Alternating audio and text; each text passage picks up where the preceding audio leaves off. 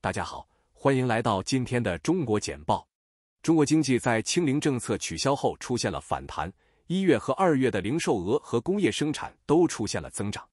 同时 ，Sinovation Ventures 的创始人李开复认为，由于阿里巴巴和百度等公司的存在，中国可以在人工智能方面追赶美国。中国政府还透露了挑选政府高级官员的标准，忠诚度是最重要的特质。洪都拉斯将承认中国为外交伙伴，结束其与台湾的官方关系。此外，百度将推出自己的生成性人工智能模型 ErnieBot。最后，美国、澳大利亚和英国的三边伙伴关系 AUKUS 旨在通过分享关键的防御技术，帮助澳大利亚获得核动力潜艇，以保持美国在印度太平洋地区对中国的海底军事优势。独家见解：拜登总统打击了亲美的中国企业家。最近的事件引发了我对拜登政府的中国政策的反思。自上任以来，拜登总统手中的牌很好，国会暴乱使特朗普政治上孤立，许多政客与他保持距离。相比之下，拜登政府果断的疫苗分发计划和负责任的疫情管理受到了许多人的赞扬。其他国家正在寻求美国的领导和外交政策，拜登已经表示了他恢复与盟友关系的意图。拜登与中国国家主席习近平有着独特的关系。尽管美中关系仍然紧张，但拜登与习的个人历史可能有助于缓解两国之间的紧张关系。随着美国和世界从疫情中走出来，经济复苏是当务之急。诚然，拜登政府在与中国的关系中面临着复杂和艰巨的环境。然而，拜登的经验和人际关系可能是应对这些挑战和实现与中国更积极的关系的有价值资产。但是结果如何呢？美中对抗只会加剧，现在面临着完全偏离轨道的风险。美国试图遏制中国的地缘政治野心是可以理解的。不幸的是，拜登政府在处理涉及中国科技公司的广泛制裁和禁令时处理不当。美国对新兴中国公司的最近打击，对亲美中国企业家产生了意想不到的后果。这些曾经渴望在美国投资和扩大业务的企业家们，已经被美国监管机构对中国公司采取的不可预测，有时甚至是激进的态度吓退了。针对华为的禁令、TikTok 事件以及最近的撤牌呼吁，都导致中国企业家对美国产生了越来越多的不安和不信任感。这是一个令人担忧的发展，因为这些企业家可能在弥合中美差距、促进两国更深入的了解和合作方面发挥重要作用。是的，以上所有内容都是事后诸葛亮。然而，事实仍然是，拜登政府已经花费了2年的时间吓退了那些最向往美国的中国公司。本文作者蓝蛮子是一位目前居住在西方的企业家，中国简报特别分析专家。华尔街日报：中国经济在消费的刺激下出现反弹。在中国的零关税政策取消后，中国的经济在1月和2月出现了反弹。零售额增长了 3.5%， 而12月则收缩了 1.8%， 同时工业生产增长了 2.4%。然而，出口下降了 6.8%，2月份的失业率略微上升到 5.6%。经济学家警告说，以消费为主导的复苏可能无法持续，因为家庭对就业和住房市场仍然感到紧张。政策制定者可能需要向私营企业提供更多的支持，以度过重新开业的干扰，创造新的就业机会。彭博社风险投资资深人士李开复说，中国可以迅速赶上美国的人工智能。据 Sinovation Ventures 的创始人李开复说，由于阿里巴巴和百度等公司的专业知识，中国可以在人工智能 AI 方面追赶美国。尽管微软和 Alphabet 等美国公司目前处于领先地位，但李开复认为，中国将通过其私营部门的快速迭代来追赶，就像在互联网的早期一样。李彦宏预测，人工智能市场将使移动革命相形见绌，世界各地的公司都急于展示其最新的人工智能作品。百度将推出自己的 ChatGPT 竞争对手，李彦宏认为它是中国在这一领域的明显领跑者。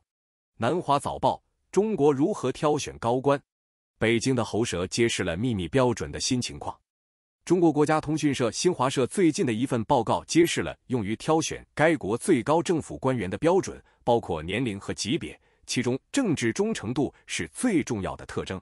新被提名者必须在1955年1月以后出生，这意味着官员必须是68岁或更年轻，但对来自香港和澳门的官员、少数民族和妇女给予灵活处理。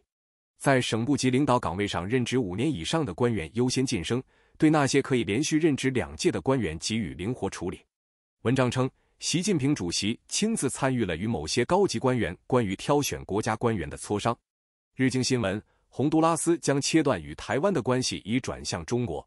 洪都拉斯宣布，他将开始承认中国为外交伙伴的进程，有效地结束与台湾的官方关系。洪都拉斯总统 Xiomara Castro 称，扩大边界和完成政府计划是此举的原因。中国声称台湾是自己的领土，不允许与之有正式外交关系的国家与台湾保持正式关系。如果正式化，该决定将使台湾拥有13个正式的外交伙伴。分析人士说，这一决定不太可能对台湾的国内政治或外交地位产生重大影响。南华早报，中国在线搜索巨头百度将在 OpenAI 的升级版 GPT-4 模型的阴影下推出自己的机器人。中国搜索引擎巨头百度将推出自己的生成性人工智能模型 ErnieBot， 该模型将在其搜索引擎以及其他附属产品中使用。该服务将与 OpenAI 的 GPT-4 相比较，后者处理大量信息以生成类似人类的文本和答案。然而，有人担心百度的模型可能对中文网页信息的访问有限，导致性能不那么令人印象深刻。OpenAI 产品在中国没有正式上市，使得国内市场有待争夺。其他中国科技公司，包括阿里巴巴和腾讯，也在开发自己的生成性人工智能产品。财新网，中国科技部的改组推动技术突破和自力更生。中国正在改组其科技部，以推动技术突破和自力更生。这次调整将使该部在评估和管理研究项目方面发挥较小的作用，并更加注重协调科学和技术与经济和社会发展。一个中央科技委员会将监督和协调与科学有关的政策制定，并将该部的一些部门剥离给其他政府部门。重组后的科技部将在优化科技创新和调动资源以实现技术突破方面发挥更大作用。此举被认为是中国加强国家主导的寻求技术突破和推动新技术应用的关键步骤。彭博社，中国审查关于习近平全票当选总统的言论。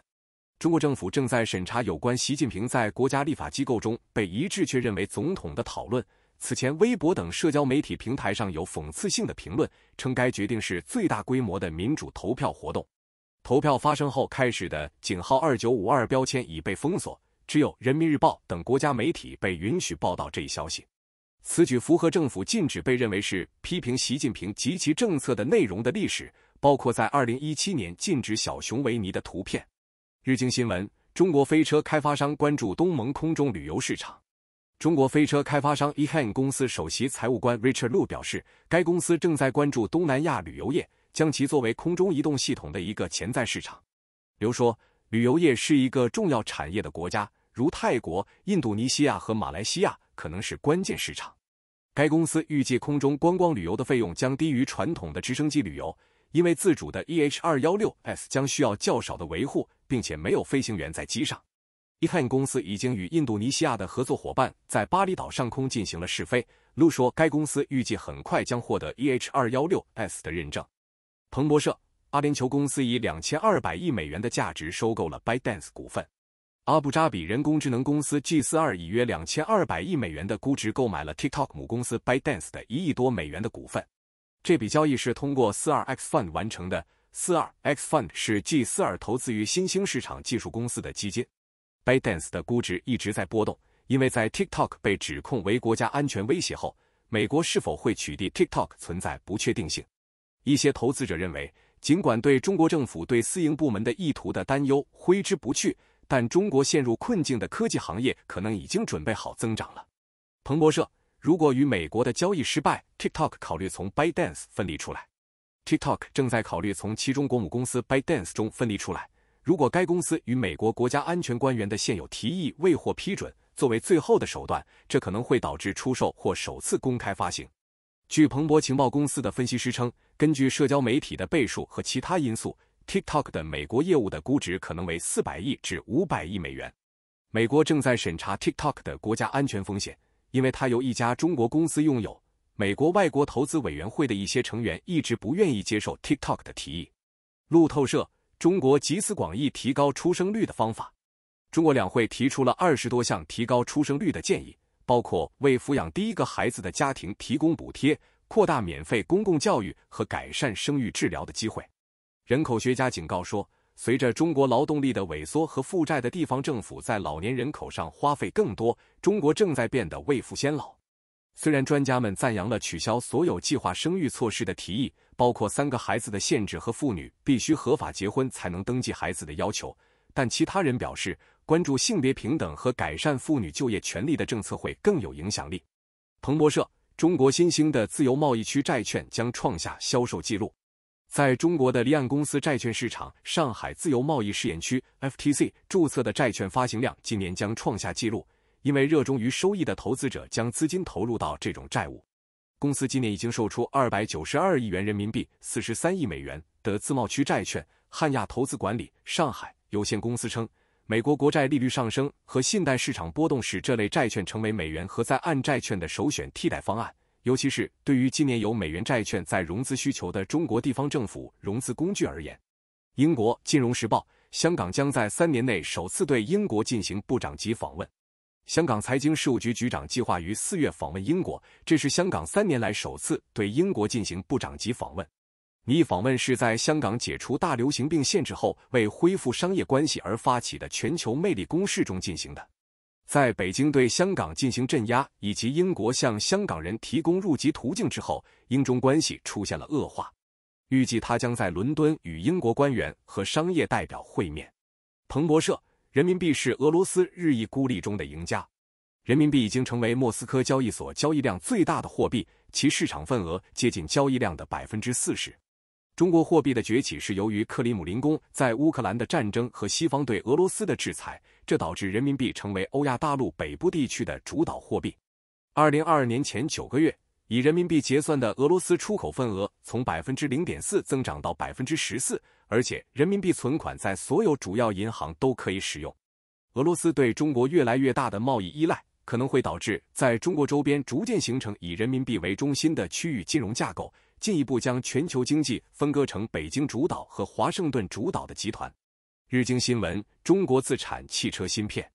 随着中国进入习近平主席的第3个任期，政府正在加紧努力加强中国的芯片行业，首先是汽车行业。在最近的全国人民代表大会上，汽车行业的业内人士建议在汽车中增加使用国内生产的芯片，强调中国提高半导体生产自给率的目标。中国的汽车工业在生产和销售方面都领先于世界，协调地转向中国的芯片可能对相关业务产生重大影响。中国对外国芯片的依赖令人担忧，但它也突出了中国制造商的增长潜力。彭博社，中国将允许太阳能资源丰富的省份的电力价格变为负值。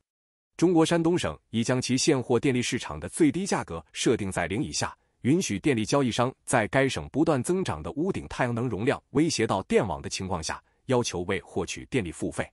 附价格鼓励发电机组关闭，在过去1年山东市场的试运行期间经常发生。山东拥有中国最大的分布式太阳能发电量，超过30吉瓦。走向负价格表明，中国在缓慢的电力部门自由化进程中又向前迈进了一步。彭博社，中国21万亿美元债券市场的交易员在一些价格反馈停止后转向微信平台。据报道，由于安全问题，中国的债券市场在监管机构告知货币经纪商暂停其数据传输后被中断。一些提供货币经纪商的实时债券报价的信息平台显示出空白屏幕。交易员们求助于腾讯的 QQ 和微信等社交媒体平台来分享报价。据报道，禁令的结果将是交易量下降，以及由于信息不一致导致的利益冲突上升。中国的债券市场主要是场外交易，确定交易对手和获取市场报价一直是交易员们头疼的问题。路透社，中国的房地产行业越来越接近于退出长期的低迷状态。国家统计局的官方数据显示，中国的房地产市场正显示出复苏的迹象。2023年1月和2月报告的房屋销售、开发商投资和开工率与前1年相比跌幅收窄。不景气的房屋销售同比下降 3.6%， 而开发商的房地产投资下降 5.7%， 而2022年的销售下降 24%， 投资下降 10%。分析师预计，今年第一季度房地产销售将转好，下半年投资将回升。尽管如此，在香港上市的30多家中国开发商中，有一半已经拖欠或延迟支付债券。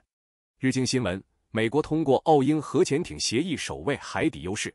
美国、澳大利亚和英国的三边合作关系及 AUKUS 旨在通过分享关键的防御技术，帮助澳大利亚获得核动力潜艇，以保持美国在印度太平洋地区对中国的海底军事优势。这些船只预计要到20世纪30年代才能到达堪培拉，同时对北京在未来几年内入侵台湾的可能性的担忧也在增加。与此同时，美国和英国计划最早于2027年在澳大利亚轮流部署多达5艘潜艇。澳大利亚拥有可以维护和修理核潜艇的设施，将有利于美国在印度太平洋地区分散力量的战略。通过中国简报了解全球与中国相关的最新消息、分析和政策简报。我们的团队汇总、综合和总结来自各种来源的最重要信息，包括媒体、智库、政府机构和行业专家。我们的使命是为您提供易于访问且非常有价值的信息，这些信息是根据您的特定兴趣领域量身定制的。我们了解与中国相关最新发展的重要性，并旨在让我们的读者能够理解这些信息。访问我们的网站 http://6w.world， 加入对话并了解与中国相关的最新消息。